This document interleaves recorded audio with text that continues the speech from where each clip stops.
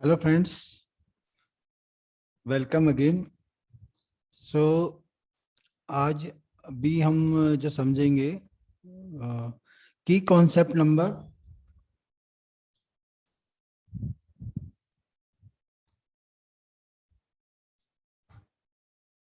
Welcome week first, module first है हमारा। की कॉन्सेप्ट नंबर 1, इसके अंदर सेक्शन है हमारा नो योर मशीन, मशीन के बारे में जानना। And lesson 1.2 turning centre speed and feed.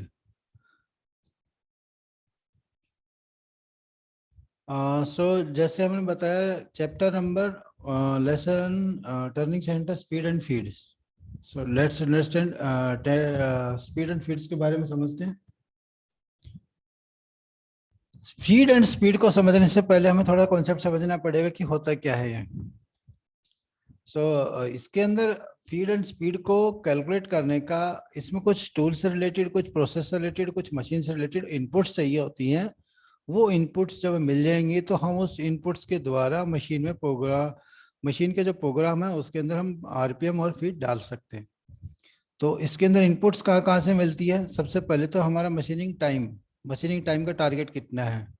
Then उसके बाद जो हम टूल यूज करने वाले उस टूल की ज्योमेट्री किस टाइप की है। थर्ड नंबर पे मशीन की रिजिडिटी, मशीन जो हम यूज करने वाले हैं उसकी रिजिडिटी कितनी है, कितनी मजबूती है।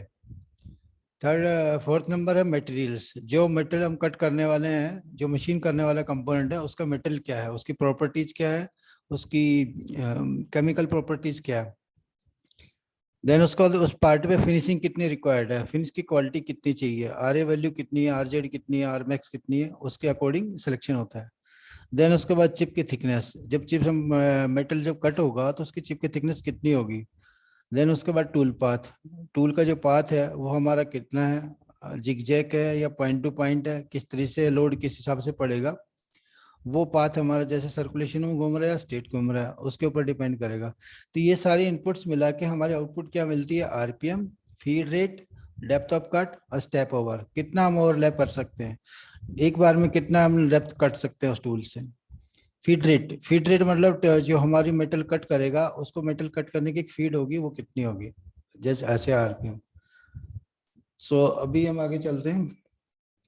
इस लेसन के में हम क्या समझेंगे, इस पार्ट के लिए मुख्य विषय क्या है। यहाँ पर स्पिंडल स्पीड को कंट्रोल करने के दो तरीके दिए गए हैं। एक तरीका है आरपीएम की कैलकुलेशन, दूसरा होता है कांस्टेंट सरफेस स्पीड, जिसको हम सीएसएस बोलते हैं और देसी भाषा में कटिंग स्पीड बोलते हैं। कांस्टेंट सरफेस स्पीड की कुछ लिमिट होती हैं, कुछ उसके एडवांटेज हैं, वो भी समझेंगे। नेक्स्ट, फीड को नियंत्रण करने के लिए दो तरीके होते हैं। पहला पर रेवोल्यूशन, जिसको चक्कर प्रति प्रति चक्कर बोलते हैं, और दूसरा है प्रति मिनट्स, पर मिनट्स। टूल्स पार्ट्स को टूल से कट करने की कंडीशन में क्या होता है, अक्सर मशीन शॉप में उपयोग होने वाला शब्द स्पीड और फीड है। ये किसी भी मशीन पर कंपोनेंट को कट करने की स्थिति से जुड़ा हुआ है। ज्यादातर संभावनाओं के लिए मात्र इस विवरण के उपयोग करने का यह सही तरीका नहीं है, लेकिन इसके लिए एक निश्चित कारण है। सीएनसी पर काम करने में स्पीड और फीड प्रोग्राम के बनाने में प्रमुख भूमिकाएं निभाते हैं, क्योंकि जब तक हम प्रोग्राम में वैल्यूज नहीं डालेंगे, स्पिंडल की रोटेशन की स्पीड नहीं डालेंगे या फीड नहीं वैल्यू नहीं डालेंगे, तब तक मशीन कट नहीं करेगा। कि वो अक्सर अन्य समान रूप से महत्वपूर्ण है, ये मशीनिंग करने के निर्णय पर भी हावी हो जाते हैं। हमें डिसीजन लेने में आसानी होती है कि ये टूल कितने डेप्थ ऑफ कट से काम कर सकता है, कितने आरपीएम पे काम करेगा। स्पीड और फीड के अलावा सीएनसी प्रोग्रामर को कटिंग टूल्स और उसकी क्षमताओं, जैसे डेप्थ ऑफ कट, कट की चौड़ाई, पार्ट में एंट्री कैसे करना है, मशीन की पावर कितनी है, फोर्स कितनी है, आदि के मेथड पर विचार करना पड़ता है। मशीन मैनुअल में इसकी डिटेल मिलती है। टूलिंग की कैटलॉग, जिस कंपनी का हम टूल यूज कर रहे हैं उसकी कैटलॉग को रेफर करना पड़ेगा। कुछ जो पाठ्य पुस्तक हैं, कुछ चार्ट द्वारा, कुछ इंटरनेट द्वारा, और कई अन्य संसाधन है जिससे हमें ये इनपुट्स मिलती है, जो विभिन्न टूल और मेटल के लिए अलग अलग स्पीड और फीड की विस्तृत जानकारी प्रदान करते हैं, और वो एक साथ कैसे काम करते हैं हम सभी से लाभान्वित हो सकते हैं। ध्यान रखने वाली पहली बात यह है कि इसके लिए कोई नुस्खा नहीं है, कोई एक विधि या कोई एक सूत्र नहीं है जो किसी भी विशेष कार्य के लिए एक केवल संभव स्पिंडल स्पीड या कटिंग स्पीड फीड रेट की ओर इशारा करता हो कि आप ये यूज कर लो, ऐसा कुछ भी नहीं है, यह संभव ही नहीं है। फीड और स्पीड और फीड एक बहुत बड़े विषय का एक छोटा सा हिस्सा है, लेकिन बहुत महत्वपूर्ण हिस्सा है। पूरे सेटअप के दौरान स्पीड और फीड चयन की एक सीरीज के रूप में प्रदान किए जाते हैं, जिसमें से प्रोग्रामर सबसे सही का चयन करता है। एक आपकी लिस्ट होती है, उसमें से हम अपने हिसाब से सेलेक्ट करते हैं। बड़ी रेंज एक ऐसे समाधान की पेशकश नहीं करती है, रेंज काफी होती है। जैसे नौ सीखे प्रोग्रामर चाह रहे हैं कि अनुभवी प्रोग्रामर भी सफलतापूर्वक पूर्ण किए गए प्रोग्राम के आधार पर अपने समय के अनुभव का उपयोग करते हैं। हम किसी कैटलॉग से डाटा लेने के बाद भी उसमें हमें प्लस माइनस वेरिएशन की आवश्यकता पड़ती है, क्योंकि इतने वेरिएबल्स हैं, उनके अकॉर्डिंग हमें सेलेक्ट करना पड़ता है। अब कटिंग स्पीड में होता है क्या है, अब समझते हैं क्या अंतर है और ये कैसे महत्वपूर्ण है। अभी पहले इसको कॉन्सेप्ट को समझते हैं। कटिंग स्पीड और आरपीएम अलग हैं, लेकिन वो एक दूसरे से संबंधित हैं। यहाँ पर इसको समझाया गया है। जब आप अपनी हथेली को आपस में तेजी से रगड़ते हैं तो आप महसूस करेंगे गर्म हो गई है।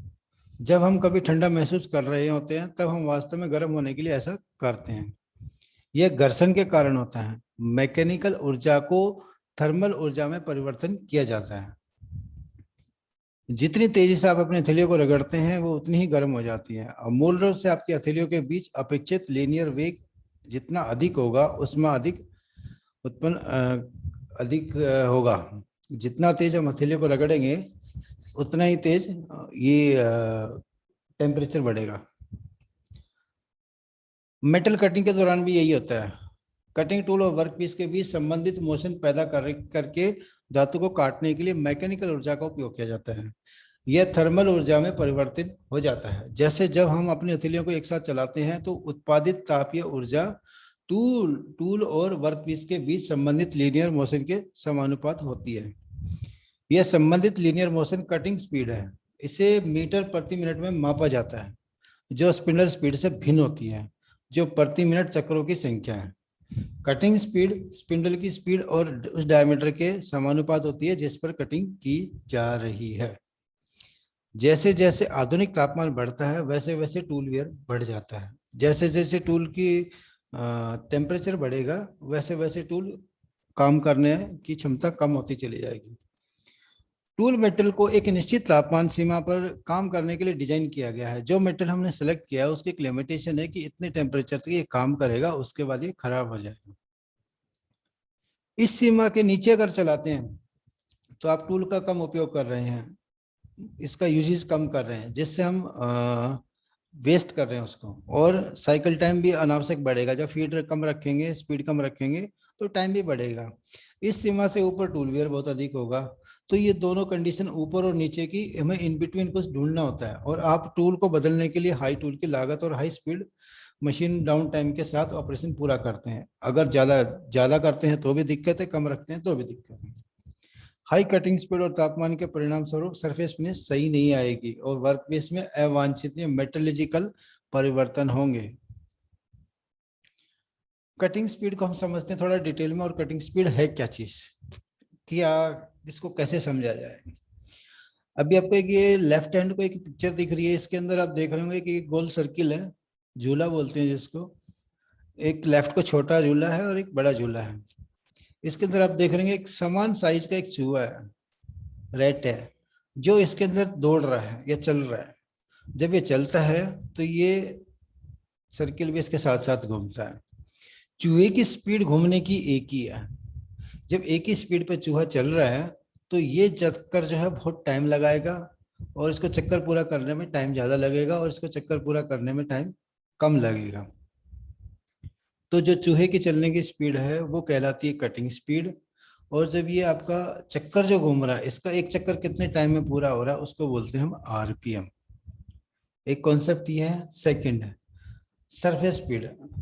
सरफेस स्पीड को समझने का एक मेथड और है, हम समझते हैं इसको। जब किसी वर्कपीस मेटल पे जब कोई कटर चलता है तो उसका जब कटर उसके ऊपर से गुजर रहा होगा और मेटल कट कर रहा होगा, उस दौरान जो उसकी स्पीड है वो आपकी सरफेस स्पीड कहलाएगी। ऐसे ही हम स्पीड को एस द्वारा डिफाइन करते हैं, जिसको हम मीटर पर मिनट में मापते हैं। कटिंग स्पीड को मीटर पर मिनट में मापा जाता है, जिसकी दूरी मीटर में होगी। मीटर कैसे नापते हैं कि जब हम राउंड सर्किल लगाया, इस सर्किल की इस पॉइंट से लेके इस पॉइंट तक की जो दूरी तय की गई है वो हमारी एक डिस्टेंस है। फॉर एग्जाम्पल जैसे एक राउंड पीस पे हमने लगाया और इसको जैसे सीधा करके देखेंगे तो इसकी जो दूरी डिस्टेंस जो दूरी तय की गई है वो हमारी स्पीड कहलाएगी। अब ये जो पैरामीटर्स है ये कहाँ से मिलेंगे हम? इस पैरामीटर के लिए जिस कंपनी का हम टूल यूज करते हैं उस इंसेट की जो डब्बी होती है या उसकी जो पैकिंग होती है उस पैकिंग के ऊपर कुछ स्पेसिफिकेशन लिखा होता है। इसमें आपका PMKNSH ये हमारे 6 मेटल ग्रेड होते हैं। इन 6 मेटल के ग्रेड के अकॉर्डिंग ये इंसर्ट किस मेटल के लिए सिलेक्टेड की गई है उस मेटल के अकॉर्डिंग हमें इसके पैरामीटर इसमें मेंशन किए गए होते हैं, जिसमें लिखा होता है कि VC एक रेंज लिखी होती है कि 155 से लेके 220 तक। P का मतलब है कि हमने P मेटल के कट करने के लिए इसको सिलेक्ट किया गया है। इस पे जो फीड दी गई है 0.1 पर mm पर रेवोल्यूशन दी गई है। ऐसे ही एक एग्जांपल और लिया है हमने दूसरी कंपनी का जो मित्सुबिशी की इंसर्ट है TCMT 110204, ये इसका कुछ ग्रेड है। इसके ऊपर भी मेंशन किया गया है कि स्टील की ही इंसर्ट है, इसके ऊपर रेंज लिखी गई है VC 150 से लेकर 245 तक P मटेरियल्स के लिए। फीड 0.08 से लेके 0.3 mm पर रेवोल्यूशन तक। अभी आपको PMKNSH और इसके बारे में समझने के लिए एक वीडियो और देखना पड़ेगा जिसमें आपको टूल से रिलेटेड काफ़ी उसमें इंफॉर्मेशन दी गई है। जो मशीन कॉन्फ़िगरेशन का जो पहला पार्ट था नो योर मशीन, और उसके अंदर हम समझ पाएंगे इसको। अभी हम इन दोनों में डिफरेंस समझते हैं, इसको एक फंडे से और समझने की कोशिश करते हैं। कटिंग स्पीड बनाम फीड रेट, इसमें अंतर क्या होता है? एक एग्जांपल और बताते हैं। हमने 2-3 एग्जांपल पहले बताए और बेहतर समझने के लिए हम एक और एग्जांपल लेते हैं, सिंपल एग्जांपल। इसको कार का उदाहरण लेते हैं। कार के उदाहरण से कटिंग स्पीड बनाम फीड रेट अंतर को समझना आसान है। हम हमेशा कहते हैं कि कार 80 किलोमीटर प्रति घंटे की रफ्तार से चल रही है, तो 80 किलोमीटर प्रति घंटे की जो रफ्तार है वो हमारे लिए स्पीड हो गई। भले ही यह गति सीधे पहियों की घूर्णन गति से संबंधित है, क्योंकि पहिया जितनी तेजी से घूमेगा कार भी उतनी तेजी से घूमेगी। लेकिन हम ये कभी नहीं कहते कि कार के पहिया 800 RPM पे घूम रहे हैं। हम पहियों के RPM की बजाय कार की रेखिक गति के संदर्भ में सोचते हैं, क्योंकि वह पूर्व अधिक समझ में आता है। रेखिक लीनियर जो स्पीड होती है, मोशन होता है, तय करती है कि आप कितनी तेजी से अपने गंतव्य तक पहुंचते हैं और कितनी तेजी से टायर खराब हो जाते हैं। आपके द्वारा चलाई गई दूरी और आपकी जितनी तेजी से ड्राइव किया गया इसके आधार पर टायर खराब हो जाते हैं। और साथ ही साथ कार की ईंधन दक्षता एक निश्चित गति सीमा के भीतर सबसे अच्छी होती है। जो इसकी माइलेज होती है वो एक लिमिट सर्टेन स्पीड के अंदर चलाएंगे तो माइलेज अच्छी देगी, और जैसे इसकी स्पीड बढ़ाएंगे तो माइलेज घट जाएगी या इसकी जो इसकी फ्यूल की कंजप्शन है वो बढ़ जाएगी। वो सेम कॉन्सेप्ट हमारा टूलिंग पे भी लागू होता है। लीनियर गति जिसको हम बोलते हैं RPM और टायरों के व्यास पर निर्भर करती है। जितने बड़े टायर होंगे छोटे होंगे उतनी स्पीड उसकी कम ज्यादा होगी। अगर सपोज कर हमारे RPM उतने ही है और टायर का साइज बड़ा कर दिया जाए तो स्पीड और बढ़ जाएगी। अभी डेफिनेशन समझते हैं हम इसको टेक्निकल टर्म्स में कि स्पिंडल स्पीड और कटिंग स्पीड को कैसे जाना जाए, किस नाम से इसको जाना जाता है। टेक्निकल टर्म्स में हम स्पिंडल स्पीड को समझते हैं एज ए RPM। इनको हम डिनोट किया गया है, इसको हम डेफिनेशन दी गई है N। कहीं पे भी हम कोई भी फार्मूला यूज करेंगे जहां पे N मेंशन होगा, N का मतलब आपके RPM। स्पिंडल स्पीड एक RPM रेवोल्यूशन प्रति मिनट चक्कर और वर्क पीस का रोटेशन है। ऐसे सेम कटिंग स्पीड है। कटिंग स्पीड क्या कहलाती है? कटिंग स्पीड को हम डिफाइन करते हैं VC, जो मीटर पर मिनट में कैलकुलेट की जाती है। कटिंग स्पीड एक सरफेस स्पीड है जिसे मीटर प्रति मिनट या मीटर फीट पर मिनट जिस पर टूल वर्कपीस के साथ मीटर प्रति मिनट में चलता है। अभी लेट्स अंडरस्टैंड इसको एक कैलकुलेशन से समझते हैं कि अगर हमारी कटिंग स्पीड दी हुई तो RPM कैसे निकलेंगे। क्योंकि प्रोग्राम के अंदर हम दोनों ऑप्शन दे सकते हैं, कटिंग स्पीड भी डालते हैं और RPM भी डालते हैं, बट इसमें कोड का डिफरेंस हो जाता है। कोड आगे आएगा। अभी यहाँ पे लिखा हुआ है कि VC, VC मतलब cutting speed, VC as a cutting speed, DM machine diameter, जो हम डायमीटर टर्न करने वाले हैं वो मशीन डायमीटर, टूल जिस डायमीटर पे वर्क कर रहा है वो डायमीटर मशीनिंग डायमीटर कहलाता है। एन स्पिंडल स्पीड जिसको हम RPM कहते हैं, रेवोल्यूशन पर मिनट। C सरकमफेरेंस है, C सरकमफेरेंस मतलब इसका जो पूरी दूरी है, एक चक्कर में कितना आपका लंबाई निकला है। इस सरकमफेरेंस को हमें कैलकुलेट करने के लिए होता है पाई into D, pi into D is equal, आपका सरकमफेरेंस निकल गया। अब सरकमफेरेंस हमें पता लगता है तो हम सीधा क्या करते हैं, पाई को कैलकुलेट करते हैं कटिंग स्पीड से निकालने के लिए। अगर किसी का हमें RPM पता है, डायमीटर पता है, तो हम उसकी कटिंग स्पीड निकाल सकते हैं, किस डायमीटर पे कितने RPM पे कितनी कटिंग स्पीड चल रही है। तो उसको कैलकुलेट करने का तरीका है, फार्मूला है VC is equal pi into D into N. Pi हमारी 3.4 वैल्यू होती है, डी हमारा डायमीटर है, एन जो RPM इस पे चल रहे हैं, और इसके बटे में 1000। तो हमारे जब कैलकुलेट करेंगे तो हमारी आउटपुट निकल के आएगी मीटर पर मिनट में इसकी कटिंग स्पीड निकल के आएगी। डेफिनेशन ऑफ कटिंग स्पीड, प्रति मिनट RPM रेवोल्यूशन में डायमीटर पाई और स्पिंडल स्पीड एन के परिणाम के रूप में कटिंग करने की स्पीड है की परिभाषा है एक चक्कर में तय की गई दूरी उस डायमीटर के लिए कटिंग स्पीड कहलाती है, जिसे C द्वारा दर्शाया जाता है। Calculation of the circumference C। अब C को कैसे निकाला जाता है, जैसे दो एग्जांपल है हमारे पास, एक डायमीटर 100 है, एक डायमीटर 50 है। अगर हम सेम कटिंग स्पीड को यूज करते हुए दोनों के डायमीटर से हम RPM निकालेंगे तो कैसे निकालेंगे, एग्जांपल समझते हैं। अभी डायमीटर बड़ा वाला है 100 मिलीमीटर, छोटा वाला है 50 डायमीटर। अब 50 डायमीटर पे जो सरकमफेरेंस निकलेगा तो C का फार्मूला हमारे पहले क्या था, पाई इंटू डी, तो पाई 3.14 इंटू 100, तो हमारी लंबाई कितनी निकल गई इसकी दूरी 314 मिलीमीटर। ऐसे 50 मिलीमीटर पे इसकी दूरी निकल गई 157 मिलीमीटर, तो ये हमारी सरकमफेरेंस हो गया। इस सरकमफेरेंस के द्वारा हम स्पिंडल स्पीड हमारी RPM 2000 है। एक फार्मूला ये है, अगर हमारी RPM दी गई है तो वहां से उस RPM के अकॉर्डिंग हमारी कटिंग स्पीड कितनी कहलाएगी, ये हम कैलकुलेट करते हैं। डायमीटर D है 50, दूसरा डायमीटर दिया हुआ है 80, तो इन दोनों डायमीटर पर हम कैलकुलेट करते हैं। Example for cutting speed calculation, the cutting speed differ depend on the workpiece diameters. Pi into D into N, N हमारे RPM दिए हुए हैं, डी 50 मिलीमीटर दिया हुआ है, एंड 3.14 पाई है अपॉन 1000। जब इसको कैलकुलेट करेंगे तो 314 मीटर पर मिनट में इसकी कटिंग स्पीड आ जाएगी। ऐसे ही हम सेकंड VC हम अगर 80 डायमीटर पे करते हैं तो कितनी आएगी, अभी दो डायमीटर पे VC1 और VC2 आएगी 3.14 इंटू 80 इंटू 2000 अपॉन 1000।